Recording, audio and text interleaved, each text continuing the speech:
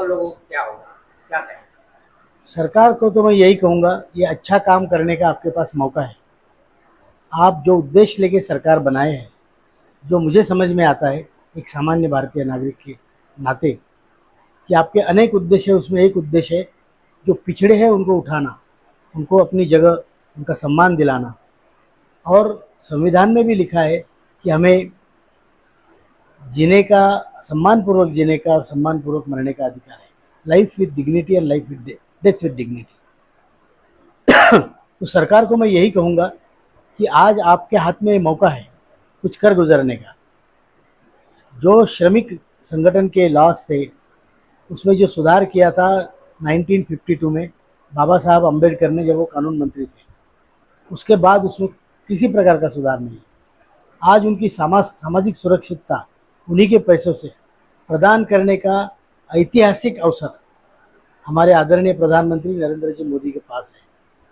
उन्होंने उसका फ़ायदा उठाना चाहिए।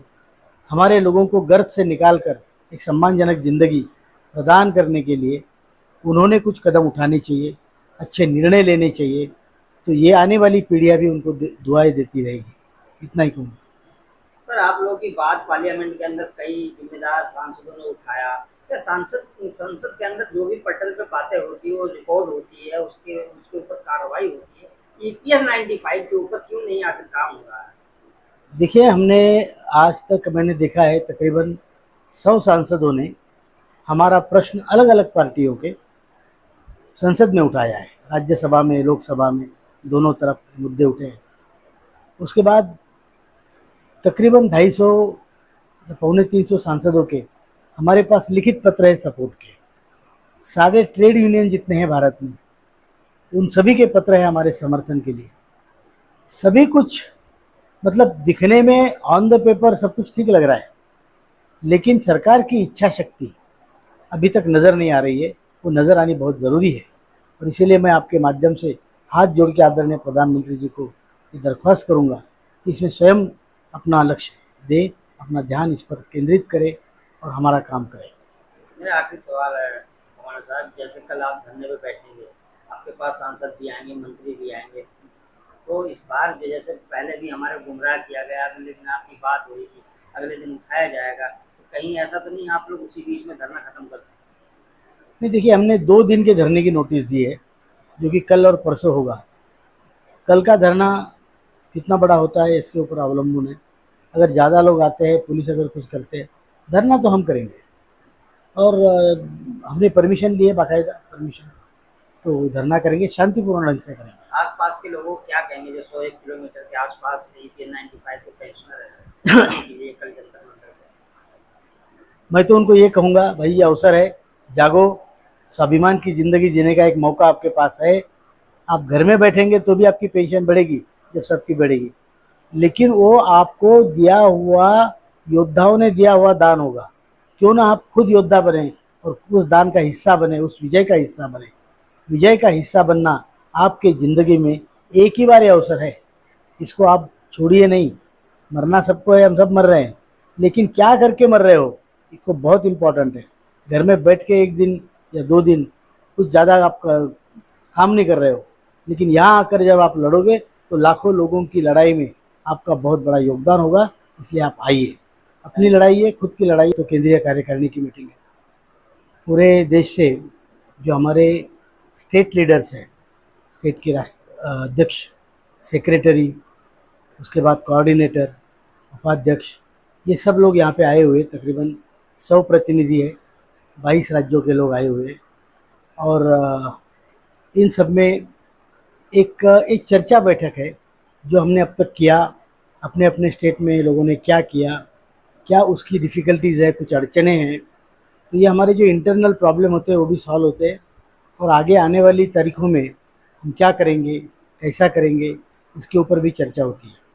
तो ये बहुत अच्छी तरीके से ये कार्यक्रम ऑर्गेनाइज हुआ है। हमारे दिल्ली के जो राष्ट्रीय सचिव है, आदरणीय बहुगुणा जी, रमेश बहुगुणा जी, और दिल्ली प्रदेश के अध्यक्ष BS राणा जी, उन्होंने बड़ी मेहनत करके मीटिंग ऑर्गेनाइज़ की है। और इसमें सभी राज्यों के, उत्तराखंड, उत्तर प्रदेश, आसाम, मेघालय, बिहार, वेस्ट बंगाल, उसके बाद में त्रिपुरा का भी सदस्य है, बिहार है, गुजरात है, तमिलनाडु है, उसके बाद आंध्रा है, तेलंगाना है, कर्नाटक है और पंजाब, हरियाणा, सभी राज्यों के, महाराष्ट्र, सभी राज्यों के प्रतिनिधि यहाँ पे आए हुए हैं और सभी ने मिलकर अपनी बातें कही हैं। कल कल जो आप लोगों का धरना प्रदर्शन कल और परसों का है, उसके विषय में कुछ बात हुई है? उसके विषय में हमारी ये बात हुई है कि लोगों में रोष तो ज़रूर है, लेकिन हमें कोशिश करना है कि लोगों का रोष किसी गुस्से में ना बदल जाए, संयम रखना ज़रूरी है। और ये कल का जो हमारा आंदोलन होगा, गवर्नमेंट ने भी उसकी दखल लेनी चाहिए, इसी के ऊपर हमारी चिंता प्रकट हुई है। और अगर कल परसों हमारा काम नहीं होता है तो फिर आगे चल के हमारी प्रतिक्रिया क्या रहेगी, इसके ऊपर मनन चिंतन चल रहा है। कहने का मतलब जो ये तो कार्यकारिणी बैठक थी, आप लोगों की केंद्रीय बैठक थी, कम लोगों की थी, 100-150 हाँ, की थी, तो कल का क्या रहेगा रूपरेखा? कल की रूपरेखा तो ये रहेगी कि पूरे प्रदेश से जत्थे आएंगे जंतर मंतर पे, वहाँ पे स्टेज बना होगा, सब लोग अपने विचार भी प्रकट करेंगे, आक्रोश करेंगे और उसके बाद कई एमपीज़ है जो आएंगे, हमें समर्थन देंगे, हमें आशीर्वाद दें और हमारा काम जल्द से जल्द हो, इसके लिए वो भी सरकार से कुछ गुहार लगाएंगे। और कुछ जैसे आएंगे, कल भी आएंगे, सभी तो आ नहीं सकते, EP 95 के बुजुर्ग, कुछ लोग जो है समर्थ हैं, कोई असमर्थ है, तो उन लोग क्या कहेंगे, क्या संदेश आने? संदेश तो यही है कि पूरे भारत में 140-150 करोड़ की जनता है, लेकिन फौजी सिर्फ 18 लाख है। तो लड़ने के लिए सारी जनता को आने की ज़रूरत नहीं होती है। जो सक्षम हैं, जो लड़ सकते हैं, वो लोग आ रहे हैं। जो नहीं आ सकते हैं, उनके आशीर्वाद हमारे पीछे है, उनकी शुभकामना है। ये लड़ाई सबकी है और जो लोग यहाँ पे आ पाएंगे वो लोग लड़ेंगे, बाकी लोग हमारे लिए प्रार्थना करेंगे और सरकार की ये नीति का अवलोकन करेंगे कि कौन लोग मांग रहे हैं, क्या मांग रहे हैं और सरकार जो इतनी बड़ी व्यवस्था है वो क्या कर रही है, दे रही कि नहीं दे रही, ये जनता देखेगी। कल आपने प्रेस कॉन्फ्रेंस भी किया होगा, आपने इससे पहले भी सरकार को चिताया था कि भाई आप अगर क्या ना हमारी मांग को पूरी नहीं करते हैं तो हम बड़ा धरना प्रदर्शन का आह्वान करेंगे। तो कल किसी का बुलावा था, किसी मंत्री का, किसी से मुलाकात हुई है? जी नहीं, कल तो छुट्टी भी थी, वैसे आज भी छुट्टी है, कोई बुलावा तो नहीं आया। हाँ, हम मतलब हमें अपेक्षा है कि कुछ वो बुलाएंगे, बात करेंगे और कुछ कॉन्क्रीट निर्णय हमें देंगे।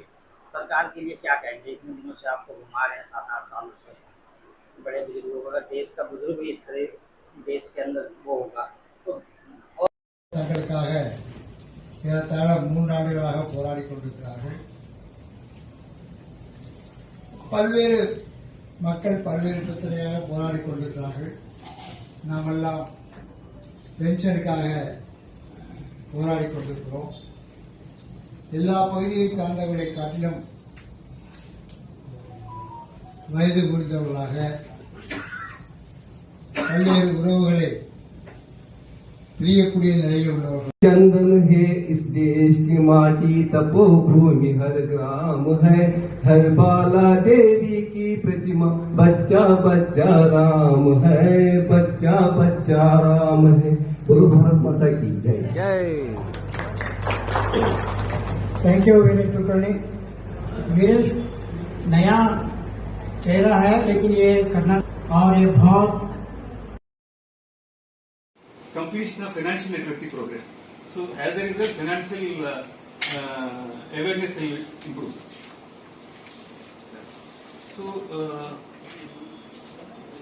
since the scheme is aimed at first-time employees, and this scheme, this incentive under the scheme will be released only at the interval of 6 months. So they will get on-the-job training, and as a result, their employability will improve. For employers, it will offset the cost of additional job creation because they get incentive for 2 years.